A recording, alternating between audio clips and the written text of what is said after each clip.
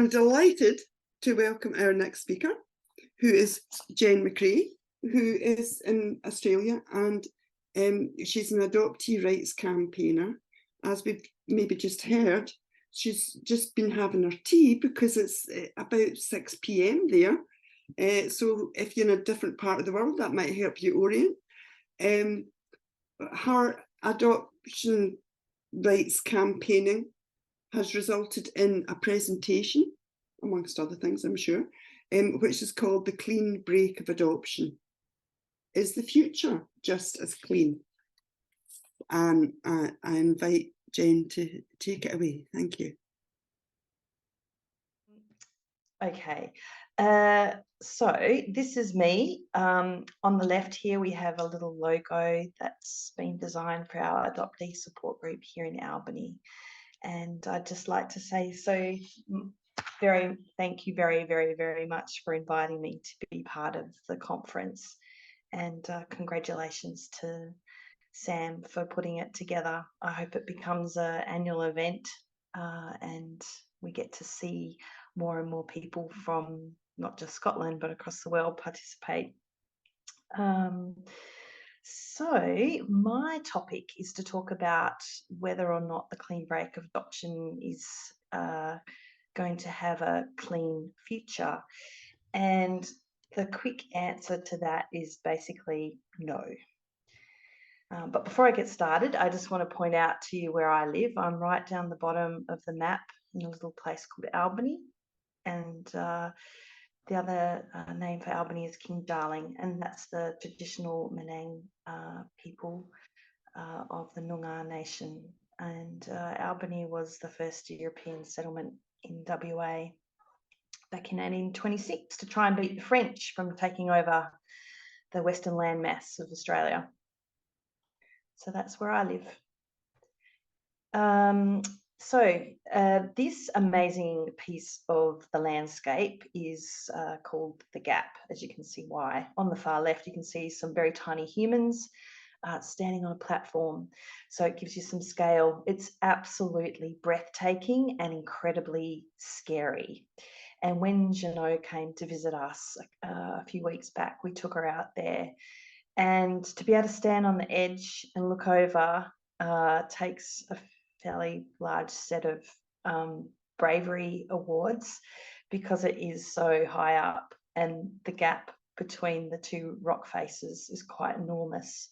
So it's quite a useful kind of setting to try and explain how very different the experiences are for adopted people and their mothers and people who are known as the kept. So that's anyone who has enjoyed growing up with their families from birth. And kept people have their own set of privileges, which are unique to kept people. And so that privilege can sometimes blind you to the experiences of adopted people who didn't grow up with their biological families.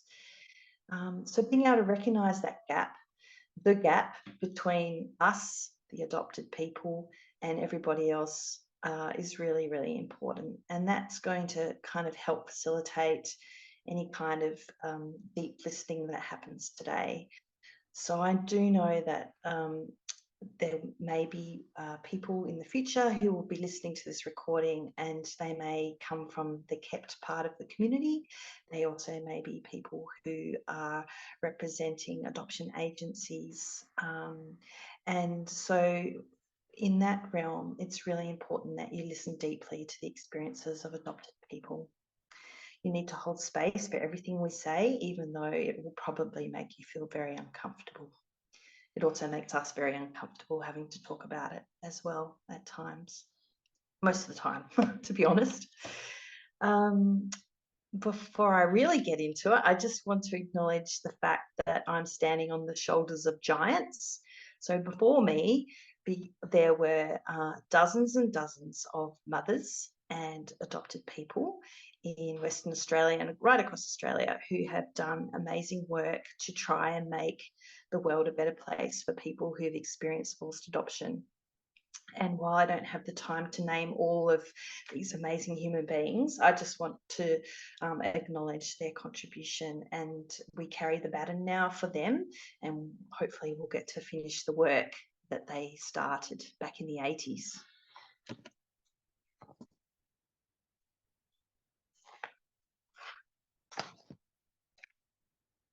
So adoption in Australia, Western Australia, is very unique and very different to the rest of the Western world. Your eyes might be drawn immediately to the statistics at the bottom there, and they're pretty amazing and shocking.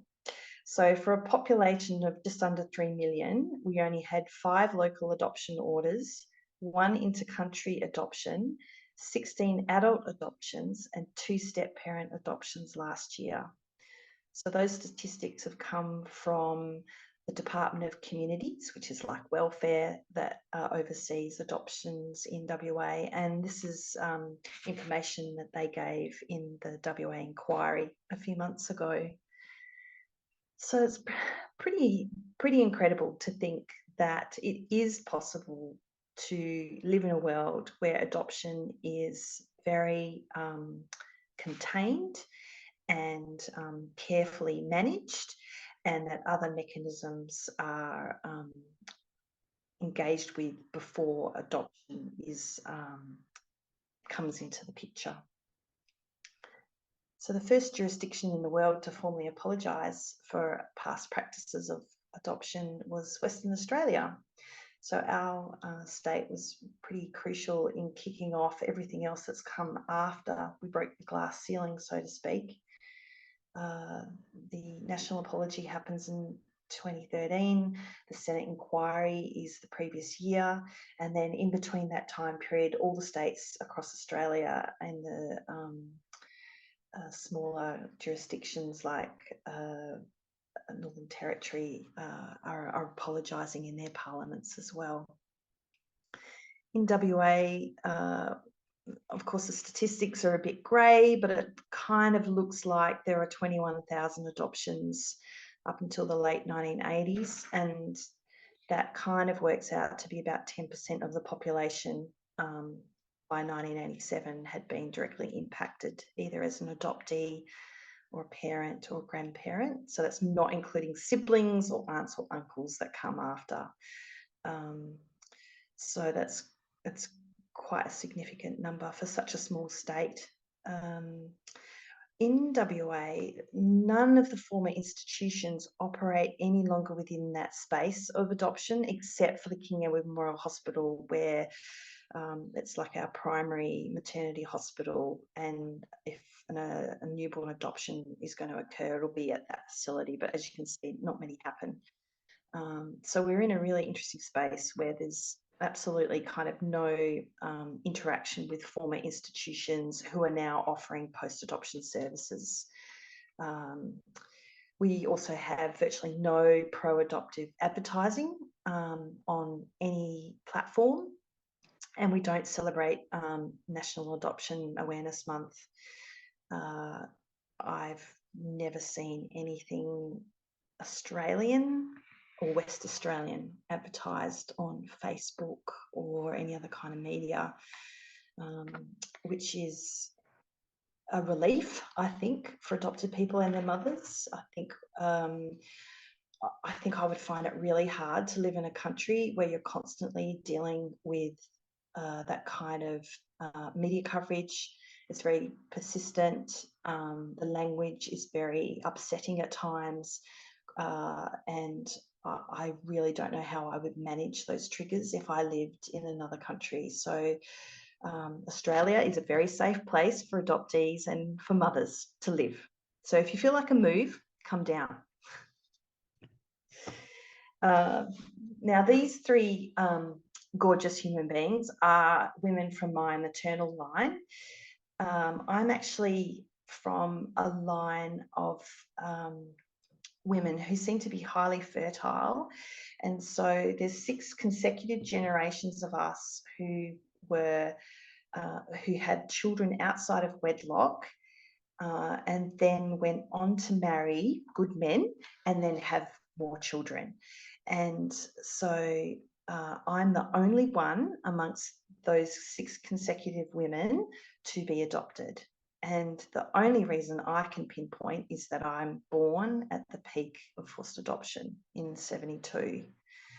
So my own family had an approach to babies being born out of wedlock that was normal for the time period.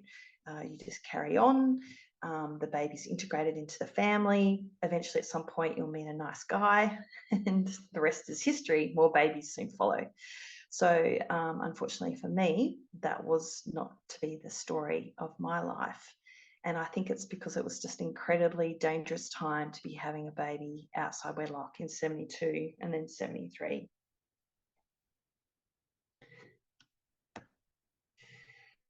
So this next slide is where things start to go really interesting for us here in WA in most recent history. So I fell into advocacy. I was caring for my adoptive mum and dad. They both had cancer and died within a year of each other. And I was pretty exhausted. So I decided to have some time away from my nursing career and then thought, oh yeah, I'll write a book. So I start writing a book, and the book's about forced adoption. And then I start realizing that WA hasn't reconciled any of its history. We haven't implemented any of the recommendations from the Senate inquiry. We've still got former institutions pretending they didn't do anything and or making up narratives that aren't truthful. And then I meet a couple of mothers and they tell me there's an inquiry going on in Victoria and tell me I should write something. And I'm like, well, I'm not from Victoria. Why would I do that? And they're like, no, it doesn't matter. They're accepting testimonies from anybody. And I'm like, oh, yes, okay, I'll do it. And then I got to thinking, well, WA needs their own inquiry. So that set off the big grand plan. I end up finding Lynn Devine, who is the coordinator of ARMS WA, which is a 40-year-old advocacy group run by mothers. And the two of us team up. And Lynn becomes my mentor, and she teaches me everything she knows about forced adoption, everything that's happened, everything that should have happened and hasn't happened. And then I start sharing her my ideas about what I think we could do to fix everything, hopefully one day. So I'm just going to try and play this video, which is a clip from ABC Perth News, and journalist Claire Moody, who is originally from Scotland, is the reporter. Hopefully it works.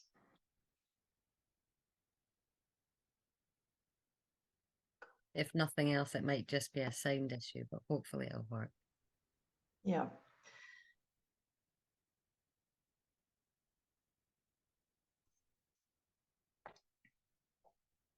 If it doesn't work, I've got the link right at the bottom of the page there.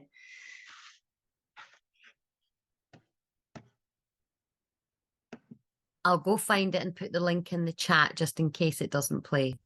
It looks like it might be doing something. Should I try? Here we go. It's working.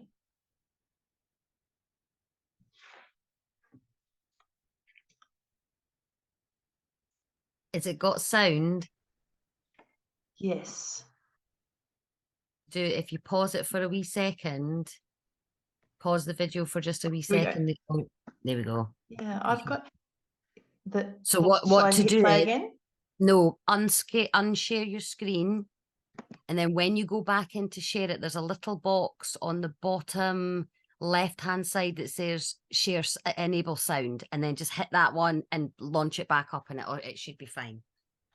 Oh my God. Okay, tell me again. Sorry. So come out of stop screen sharing for just a wee second. Okay, so up the top there, I've got new share. Yep. So get out of there. Yep, that's it. It should all drop down. Perfect. Yeah. And then see where it says share screen at the bottom. Oh, in those little icons on the far left. Wait a minute. Yes. No, Hold on. I don't want Hold on a to. wee second. Hold on a wee second. I'm going to drop you off. And then what I'm going to do is I'm going to... Right. Now, if you go down to the bottom where it says screen share, tap the Yep. screen that you want at the PowerPoint, and then at the bottom it says share sound, just a wee box on the bottom left-hand side. Okay, so you want me to touch screen share? Yeah, so what? Yep, and then highlight the screen you want to share, and then it'll say at the bottom share sound. And I don't think I've got the mental capacity to be able to perform those tasks. Look, it's okay. People can probably watch it that's in their own okay. time. That's all right. You just share your screen. It's fine. I'll go get the link. Sorry, to Sure. our attendees. We'll go get the technical issues sorted out. Yeah, sorry about that. It's such a great clip because it kind of kicks off the campaign for the inquiry on the public scale. So in the minds of Western Australians, but also we find with every time we do some kind of media coverage, another mother or another adopted person comes forward and makes contact with us, and they share their story, and then we encourage them to join a support group or to join the campaign. And so it's a really useful mechanism to try and build an army, really, of people to be able to push the agenda with the government. Right, let's see if I can get to the next slide. So yeah, it's all about building capacity amongst our community, because we are so marginalised and so very, very shy, and we've had a lifetime of being in the shadows and not feeling safe to be able to talk truthfully about our experiences as mothers or as adopted people. Yeah, I found this such an important component to being able to not only build the community, but friendships as well. So it's been one of the most beautiful things about this experience has been meeting lots of other people who've had a life very similar to mine and a life very similar to my mother's.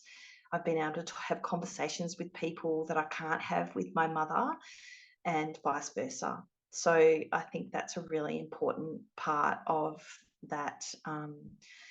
I don't like to use the word healing because I don't think I'm ever going to heal from adoption, but that connectedness and being accepted and being able to honour others from our community, because they are so brave. So we've got Helen on the far left. That was a few months ago. She was interviewed outside the inquiry building. Unfortunately, the video didn't make it to the news that night, but hopefully, it'll reappear at some point once the report's released. I'm sure there'll be some major media coverage next year when the report's released. Then we have Danae, who's in the centre photo, and Danae lives in my hometown. She discovered she is a late discovery adoptee only a year ago, aged 51, and so she sought me out after seeing some media coverage, and we've been working together closely ever since, and together we helped create the support group. And then Andrea on the far right. Andrea and I worked together at Canning Senior High School for a couple of years, and neither of us knew that we were adopted. And then she sees me in some media coverage with Danae from this very footage here on the middle shot, and she contacts me on Messenger, and here we are, reacquainted. And Andrea has also been featured in some media coverage with Claire Moody. So yeah, there's so many of us out there, and yeah, it's just amazing the kind of connections that we have, the serendipity. So our support group is another kind of side quest that we've been working on. We meet every month. We meet at the pub, and we usually have a coffee and some cake, and we have a good old bitch about stuff. We share the latest in whatever's going on in our searches and information collection. We've got about 8 people who regularly come. We know there's others, but I think they're still kind of warming up to the idea of coming along. And we have 0 funding, and hoping to roll out a mothers support group next year. And yeah, we have no affiliations and we're totally independent, so we're not aligned with any other groups, so we can do what we want, how we want, and yeah, no one can silence us. This is another side project. It's very stop and start.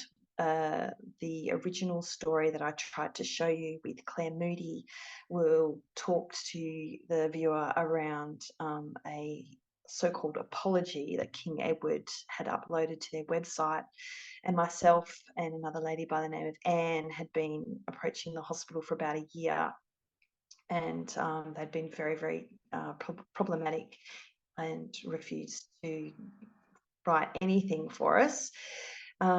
So we're still working on the apology. There is one uploaded, a revised one. It's still not appropriate, and it does not acknowledge the exact practices that King Edward were participating in. Not enough acknowledgement of adopted people, and the clunky wording and the poor grammar is quite shocking.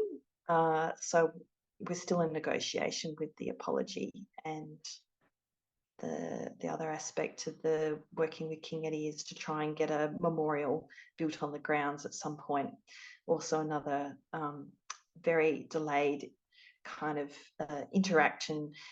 We always have to follow up and find out when we're meeting next, and we're doing a lot of the work for them, and it's all for free. So yeah, King Edward Memorial Hospital are not my favourite people to work with, to be quite honest. They did say they would apologise back in 2010, and it looked like it had been secured, and then they reneged. So they have a habit of being very difficult to work with, which is disappointing, because they were responsible for thousands of forced adoptions over 100 years. So they do have a lot of atonement to attend to. So finally, we get the inquiry that was announced in February of this year. There was two politicians that were really critical in helping us. Mia Davies in the centre with the blue jacket on. She's actually a National Party member of Parliament and was the opposition leader at the time that we were lobbying. And Mia, her best friend, is an adoptee, so she totally got it. So once I made a connection with her, things got a lot more hopeful. Standing next to her is Libby Metten, and she is probably about to be the opposition leader in the coming months with the election looming, and Libby was also really helpful as well. We've found that when you've got an opposition, they're more likely to assist with these kinds of things than the actual government that's in power at the time, which I was quite shocked by, because I had thought that the Labor Party and the Labor government would have just gone, yep, sure, we'll give you an inquiry. No, they made me work for it. They made all of us work for it. So it took about 2 years of letter writing and visiting various politicians. And once we got media coverage, though, there was definitely an upswell of pressure on the government, and it did take them another 4 or 5 months before they said yes. But the media coverage is so critical with anything that you want to get done. So the inquiry has now more than 140 written submissions, and more than 50% of those we believe to be from adopted people. We've got lots of very heartfelt truth-telling in these documents, and the link at the bottom is where you can go and read these anecdotals. There's many that aren't uploaded because the individual has chosen to keep them confidential. So you'll notice that there are missing anecdotes. We do have one in there that's written by a former nurse who is basically a forced adoption denialist. So go careful on that one. We did try to have it pulled down, but the committee refused to remove it. which we weren't happy about. And that kind of showcases the fact that the committee and the admin supporting the committee have totally underestimated the intensity for us around the inquiry. And I will boldly claim that there's still, even after all these months of the inquiry being undertaken, that they have not got enough trauma-informed practices in place to protect people. So the report should come out next year sometime with recommendations, and we've got a list as long as our arm. And the state election is the following year. So the idea is that those recommendations should be implemented before the next state election, because if there's a change of government, then those recommendations, if they've not been processed in Parliament, we could lose all of our gains. But if we have a change of government and it's Libby Metham at the helm, one would hope that will be okay, that she would make sure that the job got finished. Anyway, it's a waiting game. So one of the issues that we came up against quite recently with the inquiry is that we discovered that the chair, so that's like the leader of the committee who's doing the investigation, is a adoptive parent through international surrogacy.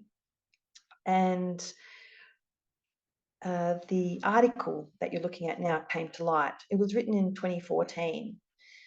Now, Peter Foster is someone who attended a celebration at Parliament House in March to commemorate the 10th anniversary of Julia Gillard's apology, and I spoke at that gathering and spoke of how surrogacy is a parallel lived experience to adoption.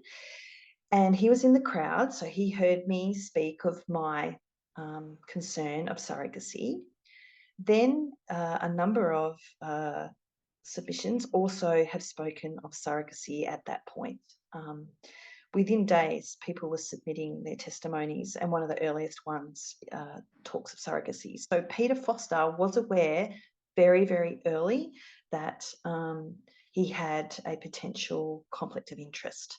He did not disclose this conflict of interest to anyone, and not myself as the principal petitioner, which was incredibly concerning. We tried our best. We wrote letters. We gathered the troops. People from interstate wrote letters requesting that he stand down. And after about 10 days, we all received a pro forma letter from the committee telling us that he won't be standing down and that they believed it is not a issue. That was a huge blow. And there was absolutely no pathway for us to be able to contest this decision. Committees are incredibly powerful. They have no governance, so it seems.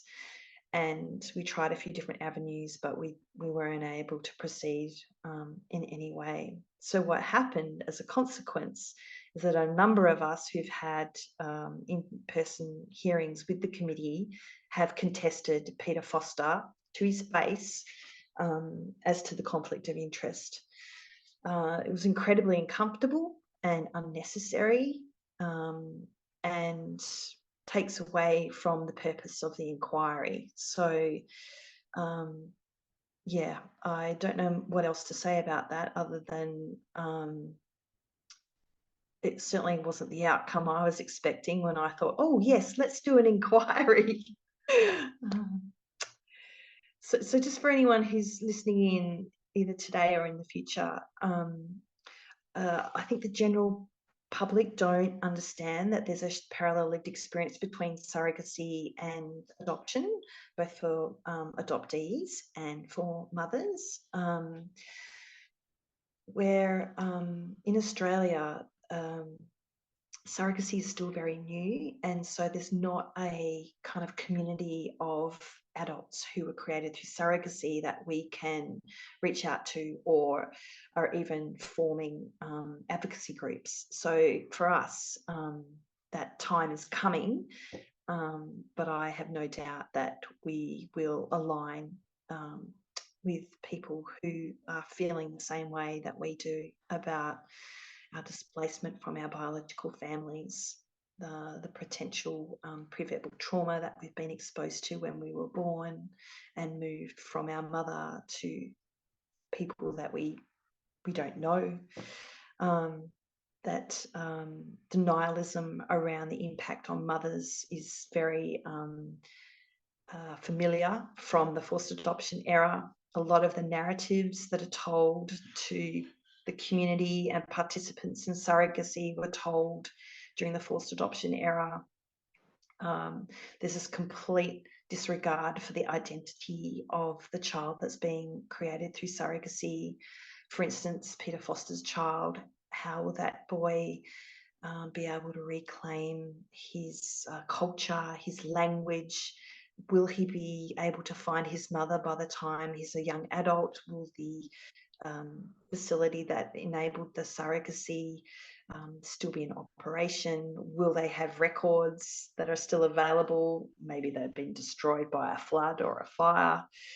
So all of these similar experiences that we have encountered, people created through surrogacy are going to be and are being subjected to as well. And it's a huge problem. For me personally, I find it very, very, very, very upsetting, and I don't know what to do about it because society has got this idea that there's just no risks, and it's a beautiful family created through other means. But all of us who've experienced a removal from their family know that it certainly isn't the case. So I think the end to adoption is very possible, and Western Australia has been a great case study to showcase this. It does take far too long to get to that point, but it is absolutely possible, and the sky has not fallen in on Western Australia. For me, from what I've seen and in all the new people that I've met in the last few years, this ongoing theme keeps coming up in my mind, is that when we separate people from their kinship networks, we are casting them into a lifetime of trauma, and then we burden society with how that plays out in that individual. So higher rates of crime, injuries, addictions, homelessness, underemployment, broken families, and the intergenerational trauma that follows. So if we can keep humans, no matter what their age, with their kin, then this toxicity to humanity will be eliminated, or at least reduced. And then we're going to have a much happier and safer society for us all to live in. I think we've really missed the boat in many regards to drawing those connections to how society seems to be kind of falling apart at the seams. But if you just back up a few decades and go, oh yeah, we just took everyone away from their family, and perhaps maybe this is underpinning a lot of this dysfunction that's going on. Here in Australia, we use guardianship and kinship facilitation. So people stay in the family network, maybe with an aunt, an uncle, a grandparent, a cousin, rather than moving very quickly into the adoption realm. So the future, what does that look like? Probably more of the same. And here's the list of more of the same. I think advocates, adoptee advocates and mothers too in Australia are really fortunate that we remain very autonomous, and we aren't answerable to anyone at all. We can say what we want, how we want it. And Peter Foster experienced that recently with the hearings. So I think that's a really important aspect to the Australian experience. And I think the next step, from what I'm hearing from interstate, is that we're going to gear up and have another go at a federal royal commission and try and lobby for that in the near future. I think off the back of the WA inquiry, that will be really useful timing. And now we have a Labor federal government, we may have a bit more luck in achieving that. Yeah, thanks for listening, everyone. That's me. I've actually just managed to get the video, Jen, that you wanted to share. So what I'll do is I'm going to play that video because I'm sure so many of us would like to actually see it, if that's okay. Yeah, go for it. Yeah, so Yeah. I'll share that if that's all right with everybody. So before we move on to any questions or anything, what I'll do is I'll just change the screen and I will sort some bits out and we'll get it played for you.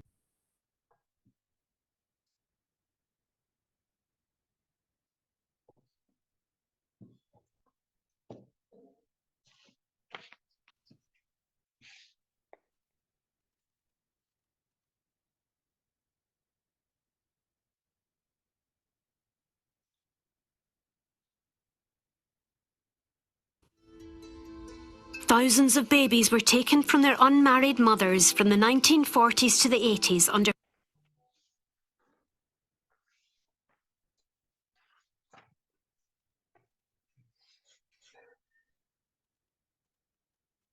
forced adoption practices. In many cases, the mothers never even got to see their newborns, and the emotional toll continues. And I was sobbing and sobbing because I didn't want to give up my child. It was just the pressure of other people and the stigma. Michelle Davies still feels the pain at 94. That's my son Ian, who was adopted. She was reunited with her son years ago, but says you never get over the mental torture of having your baby taken away. When you don't know where your child is, it's a horrible feeling. You can bang your head against the wall, nothing helps.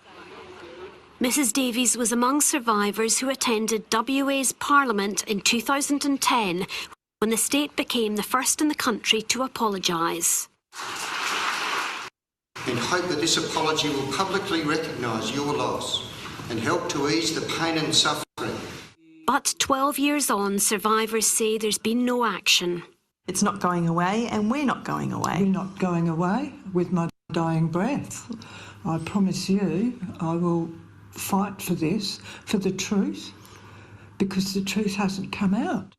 Mothers and adoptees have joined forces to fight for an inquiry into what they say was essentially baby trafficking. Who were the powerful brokers of adoption during that period? What money was exchanged between hands? The women say the state has also failed to implement recommendations from a Senate inquiry to make it easier for survivors to reclaim their identities and access records. It's unfinished business. It's not done. You can't have an apology and then nothing else after that. Adoptee Jen McRae, who was born at King Edward Memorial Hospital, is incensed by a recent apology statement on the hospital's website. The hospital hasn't actually taken any responsibility for their involvement in forced adoption in any way. King Edward says it's deeply sorry for any pain that may have been caused and has offered to meet with survivors, while the WA government says it's currently considering recommendations from a number of reports into forced adoption. Claire Moody, ABC News.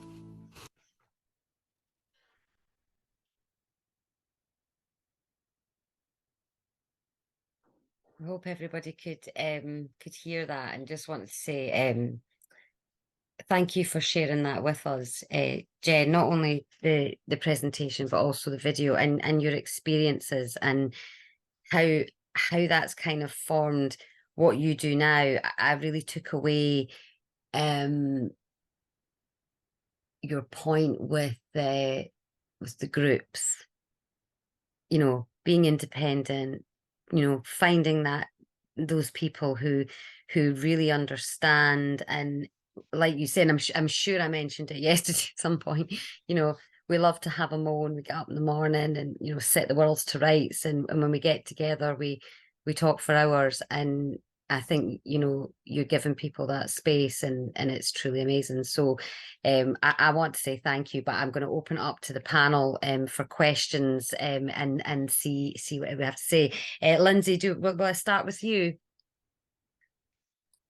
You could do, but I'm still clicking my computer screen. I was going to say a similar thing, in that one of the things that I noticed that I wanted to draw attention to, and thank you for, is the language of resilience and community resilience. I think it's something that maybe particularly within adoptee community, actually building up the connections which will hold, offers particular difficulties to people who have had such fundamental connections broken, and the kind of skills from things like, I don't know, nursing, community education, alternative health, therapy, all sorts of places are really vital for an adoptee movement to step forward and keep going and grow. So I'd like to thank you for drawing attention to the word resilience, which I think is a kind of portal to all sorts of support for ourselves. Yeah, and we're finding that the reunions or connections that we're building between adoptees and mothers, not their own, but, you know, people who are in that community, that they're catching up outside the support group for coffees and, you know, going out together and creating friendships. And a lot of us don't have a lot of strong friendship groups, so finding friendships with others who are from our survivorship really improves people's quality of life, which is really exciting to see.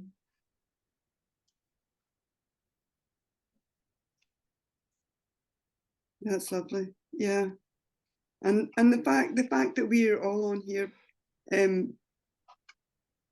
being so kind of vulnerable when we know this is in public kind of shows how important it is, that, and how far we've come in being able to let other adoptees around the world who maybe have been on their own up until now know that there is steps to be taken that can improve their life, and reaching out to other people who can hear what they have to say is one of the main things.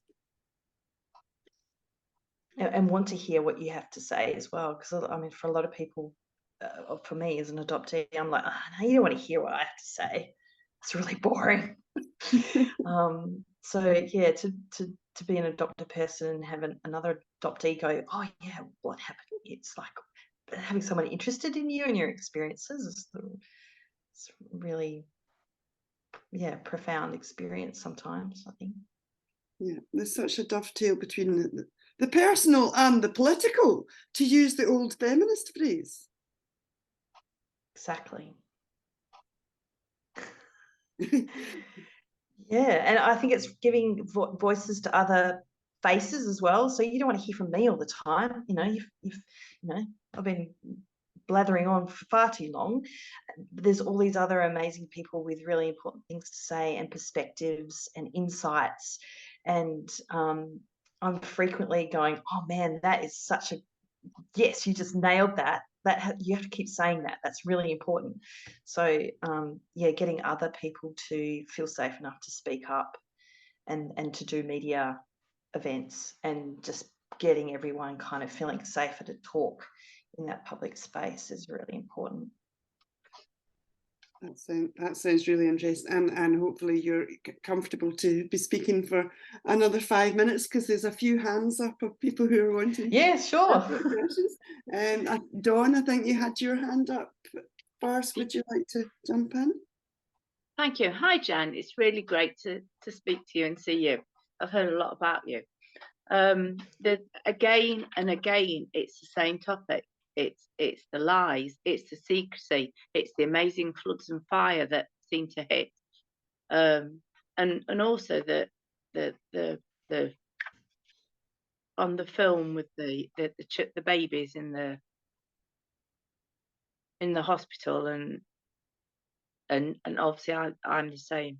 Being of that era was a difficult one, and I'm just feeling, yesterday was, we had such a high, and today I'm just feeling absolute not disbelief, but anger. I think, I don't know, that we are held in the hands of others who hold power, and we're just like, as Peter said, he said, well, I've got 2 birth certificates, and it's just tying this in. We've got, Fiona's just said, we've got every right to be angry, but yesterday, I don't know, we're just lied to. Every stage we go to, it's just another lie. It's just another redaction. It's just another, burrow that we get thrown down, and deliberately misled. Because at the end of this, the state are responsible. The state are denied, like the King Edward Hospital. To see you walk past there and know that's what that. I haven't even been to where I've born, and know where it is now, and I've looked at it on Google Street Map, and even just to look at it is the absolute fury in me. And also, you mentioned that the 6 generations of women before you had babies and kept them. When I started searching my maternal line, obviously this is on a personal issue, there were baby after baby after baby kept. Get me? Off you go. Next in line. So What year were you born, Dawn? 66. And what about you, Jen? 72. Yeah. A very dangerous time to be born to a mother and father who weren't married. Yeah. I think for me, I harnessed that anger and disappointment and the disbelief to just keep going. So to sit at the computer and go, right, who am I going to write to today? Oh yeah, I should write to so-and-so. And just use it to, keep moving forward. And some days it's bloody terrible. You can't face it, and you've got to have a break. And self-care is really important. But then you get a real flurry of activity, and then sometimes you get these amazing wins. And so, for instance, today I was on the radio talking to the local ABC about a building in our town that's named after a matron who was a baby thief, basically, of 2,000 babies, including me. And so last week I had no idea that was going to happen. But I had written a letter to the local newspaper saying we need to change the name, and then the next thing I'm on the radio. So yeah, these little chinks in the chain. You just got to keep going. Don't give up, and just use the rage for good. Yeah. Thank you for talking. Thank you. Thanks for having me.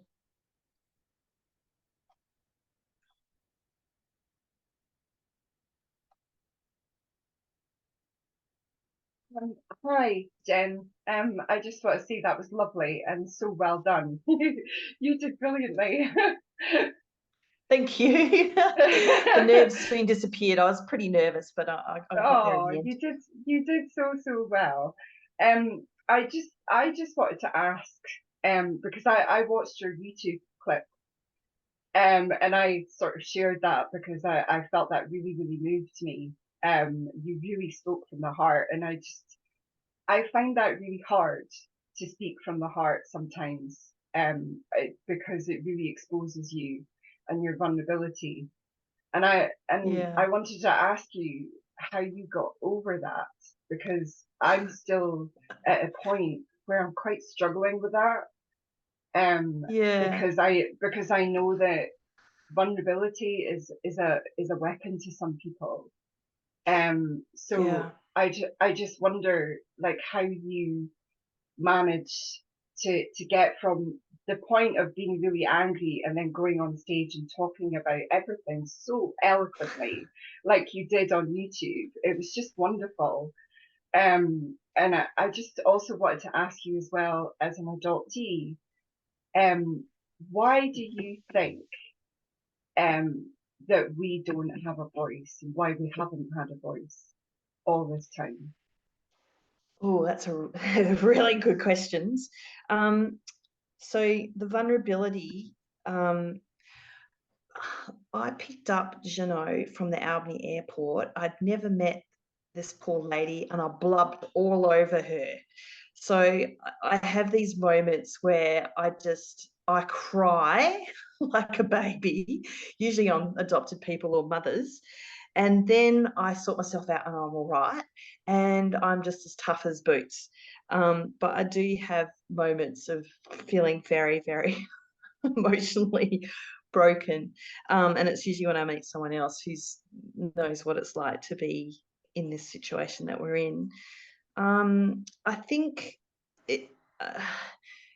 being really raw and vulnerable is like a powerful coat of armor, and I don't think people are going to attack you for being open about your experiences and your psychology around those experiences if you are able to show just how deeply it's impacted you internally. I mean, if you go on Twitter, that's not the case at all. But in a space like Twitter, in a space like doing a TEDx talk, you've got the floor and you've practiced the hell out of that speech. And I spent about 3 months writing it and refining it. So, a lot of work went into that. And it's a performance too. So, you're trying to do your best, not break down and cry. You've practiced it so much that you've kind of got it memorized, and it'd be okay even if you did cry. It's a work in progress. I think in the beginning I was not too keen on talking about personal stuff, and that interview we did with Claire, I said to her I didn't want to talk about my mother and her and my relationship, but since then I'm a bit more okay about it, and she's given me permission, so it's all good. But there's parts of the experience I don't like talking about, and I'll try and avoid. But I think it's just an evolution each of us goes through, and you do become more comfortable and more confident as well to talk of these things. But I think the key here is that my adoptive parents have both passed away.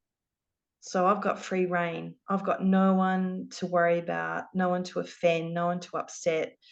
I've got no contact basically with any of that adoptive family, and even really any of my biological family. So I've got freedom to just blather on pretty much. I think actually that can be quite a sticking point for so many adoptees, is that when the family aren't, when they're still alive, that's what keeps them stuck, because there's so much misunderstanding around an adoptee's life that you then are seen as this stranger coming back into the reunion, and what are you going to do in that reunion? What's going to be the ripple effect for other people as you go through that reunion experience? So it has such a horrendous experience for so many people on so many different levels, as far as I've seen anyway. And I certainly can see that, when you do get past that point, it can be such a wonderful experience in that reunion. Yes, Fee says it feels like you're the pebble in the middle of the ripples. Absolutely. Yeah. Absolutely. I would agree. Yeah. Yeah, and to answer your other question about why adoptee voices haven't been heard until recently, maybe it's to do with the fact that a lot of us have been busy bringing up kids, busy professional lives, and in the quietness, when we've got an empty nest, we start to turn inward, and that's when we start unraveling what was actually going on. And so we're at that critical mass of that time in our lives, like certainly for the survivors of forced adoption from Australia, like us in our 50s and 60s and 70s. Perhaps, I mean, there's probably, it's multifaceted. But yeah, we're all, we're waking up out of the fog. We're ready. Yes, precisely. Yes. Thank you, Jen. That was wonderful. Thank you. Thank you very much for the opportunity. If I could come in with something, which Fire away. Yeah, no, I wanted to comment on what had just been said, but I think I'm too tired to maintain more than one thought at a time. And the original thing I was going to come in was to just reflect about how you've come across the advocacy movement that doesn't exist yet on surrogacy, that will be growing. And I think maybe because a very adoptee response is to look out for other people. If we thought the historic forced adoptions was the end of it and we'd go to our graves and nothing that bad would ever happen again, we'd probably just let sleeping dogs lie. And you actually coming right up against Peter Forster and the conflict of interest and being ignored shows that unless somebody does something, this will continue in different forms.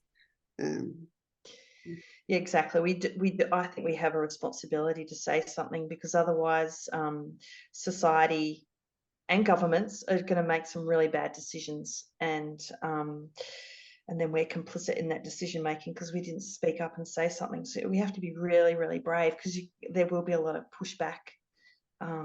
Foster's protected because he's a parliamentarian, and he's a yeah. Okay. Yeah, we have each other's back. Absolutely. Absolutely. I just want to say, absolutely, Jen, do you know, it's always a pleasure when I speak to you, and for any of you out there who are watching, I'm sure you have watched me and Jen, you know, have at it on Twitter. It's not it's not an uncommon thing for us to be in the chats, getting our points across and trying to get the word out. But honestly, Jen, I'm blown away, and thank you so much. And Jen, thank you so much. A round of applause for Jen, and hearts and everything. It's been Thank wonderful. you. Please stick Thank you for having around. me.